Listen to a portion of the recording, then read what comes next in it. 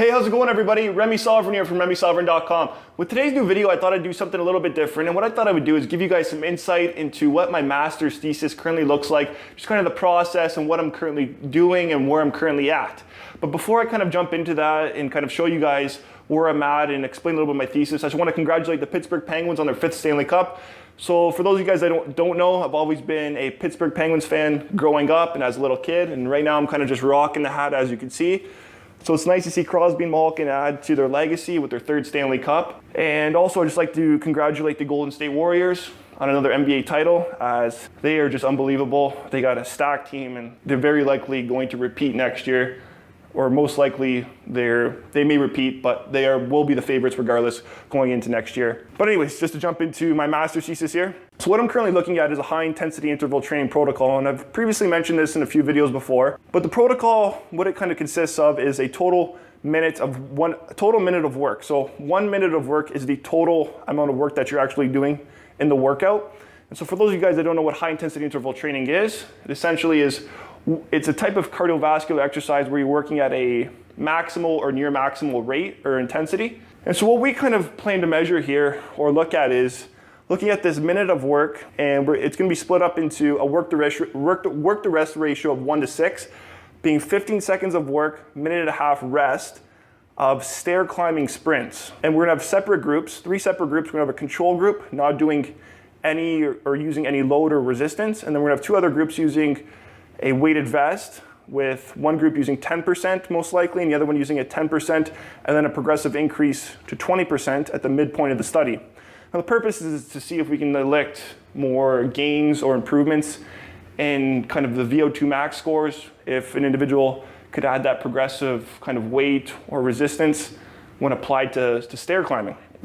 Now you're probably wondering, number one, why am I looking at this protocol and why am I looking at stair climbing? Well, the reason being is just because this was something that interests me. It was the minute of work, because it's been previously shown, there's been studies showing that as little as 2 to 3 sprints lasting 20 seconds per set have been shown to improve VO2 over a span of performing 3 workouts per week over a total of 6 weeks.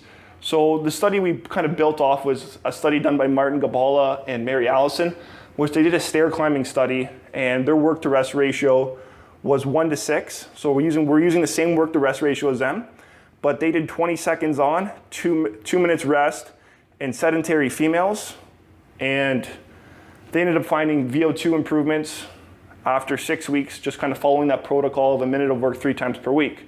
And so Martin Gabala actually just recently released a book called The 1 Minute Workout, and he kind of just explains how people can kind of implement 1 minute workouts into their routine specifically. Now this is specifically more geared towards like a sedentary population, and if they did that, they added this kind of minute of work into they did a minute of work 3 times per week at a high intensity, 3 times per week for whatever period, they could notice or they can elect improvements kind of in VO2. Now I haven't personally read the book, so I haven't really seen the workouts or whatnot, but that's what I'm kind of building off of, and it's the premise of my study is kind of that protocol, but also looking at stair climbing, because the reason we're looking at stair climbing is because that was the study that they kind of did in terms of looking and electing those improvements in VO2 scores in females and sedentary females. And so essentially we're just kind of looking to see if we can get further improvements by adding body weight and using a different protocol, but using still the same total amount of work. So that's just kind of the kind of rationale as to why I kind of decided on that. Now keep in mind guys, this was not my first idea, not my 2nd, 3rd, 4th, 5th, or 6th idea. It was maybe my 10th. Initially, like my big interest is more so in circadian rhythms and obviously lower back pain, lower back issues, lower back injuries, but it's kind of hard to develop a study around some of that stuff. Number one, just kind of getting certain populations, like with regards to maybe disc bulge population or herniated disc population. It's really hard to kind of get that and also get the research ethics approval. And at the same time, looking at something like circadian rhythms can be very difficult and kind of can be hard to convince someone to look at certain things. Like, because what I wanted to look at was if there's fluctuations in various hormones. There's already been a lot of studies done on terms of the performance side of things, and a lot of them already show there's significant improvements in strength and power in the afternoon or evening compared to the morning. But I wanted to see if there was maybe certain hormones or certain molecules that would be elicted with regards to differences in exercise, morning versus night. So maybe you get a greater production of insulin growth-like factor 1 in the evening as opposed to the morning when working out, which may elect a greater hypertrophy response or muscle hypertrophy response. But regardless, that's why I ended up on kind of the stair climbing, high intensity interval training study. Still something that interests me. And I'll kind of give you guys a breakdown and look where I'm at. So here is currently just the kind of the PowerPoint here, just kind of a breakdown of what it's kind of looking like. And it's not fully complete. There's still a lot of work to do here, but just to kind of give you a breakdown of that. Here's just kind of my thesis intro as I've been working on it for the past, I'd say I've been working on my thesis intro since end of February is when I started it. And as you can see, there's some comments here on the side. So Dr. KK, just my advisor, he's just telling me we're going to be doing a treadmill VO2 max test instead of a cycle ergometer VO2 max test after he just kind of came back from the ACSM American of College Sports Medicine Conference, and he kind of recommended or suggested that we do that instead. It's just maybe as a better measurement for what we're looking at. But if you look here, as we can see, these are just all revisions. So thesis intro. This is the RAB document. RAB, all stair climbing intro, newest. That's all intros. RAB. And as you can see, it just kind of goes on. They got Toronto Raptors training manual, just something different. A few other different things here, but stair climbing, intro.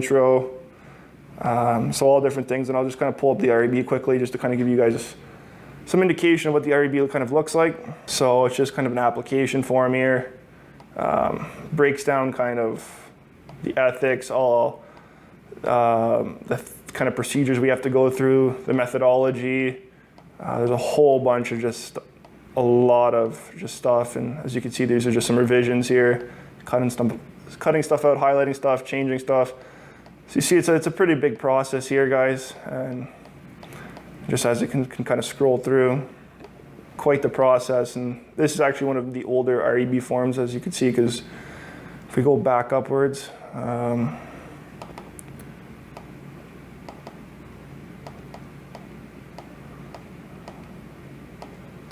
I have actually a cycle ergometer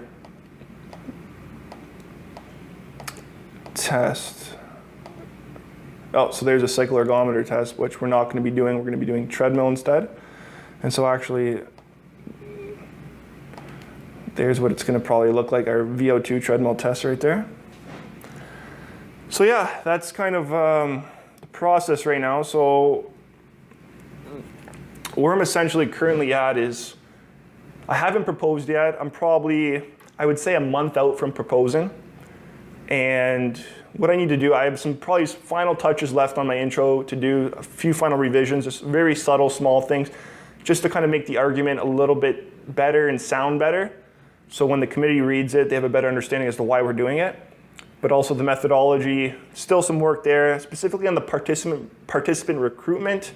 Kind of have to touch things up a little bit there in terms of the population we're going to be recruiting. So we're going to be looking at kind of more of a recreationally active or sedentary population, or a population that's not currently following any kind of aerobic training or organized aerobic training, just because we don't want that to, if we have someone following an aerobic-based program, that could influence the results within the study. And so we want to exclude those people, or if even they're following a high-intensity interval training protocol. So kind of exclude those people, or they at least would have to discontinue following a program in order to kind of qualify for the study. And obviously we don't want any elite athletes in the study because their VO2s already may be very superior to many others, and doing this protocol may not elect any really improvements with regards to that population, just because they are so well trained. So that's kind of a breakdown, guys.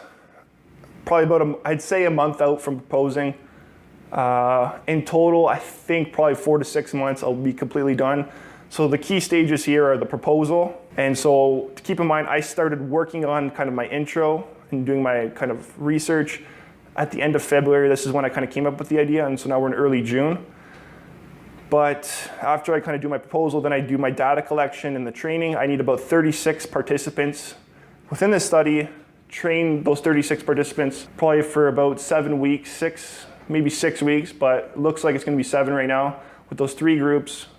And then I collect the data, put it into statistics, SPSS software, using an ANOVA within interaction to analyze the data, and then kind of determine the results from there and go from there. So it looks like 36 people I need.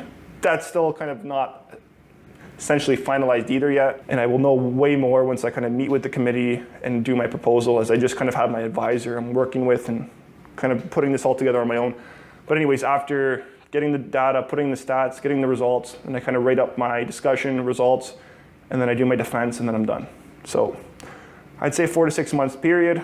So we'll see, but things have been kind of progressing slowly, but there's progress. I wish it'd be going a little bit faster, but it's a bit of a process, and kind of just take it day by day here and try to get as much done as possible as I can. And yeah, so that's where I'm at kind of with my thesis, guys, and I hope you kind of enjoyed this video, and I just wanted to kind of give you guys some perspective into why I'm doing what I'm kind of doing right now, and also just what the process looks like if anyone is considering doing their thesis in kind of human performance or HK, or just doing a thesis in general, and what it kind of looks like. Now, if you're someone that's currently going through your thesis, you're currently doing a thesis, or maybe plan on doing one, I'd love to kind of hear about what maybe your ideas are, what your interests are, and maybe how the process is going for you. And if you have any questions, guys, or if you want to see any more kind of videos or kind of in detail things about what I'm kind of currently doing, please leave a comment below, as I'd love to hear about that as well. And so for that, guys, I'll leave it at that, and I wish you guys all the best and a successful and productive day, and take care.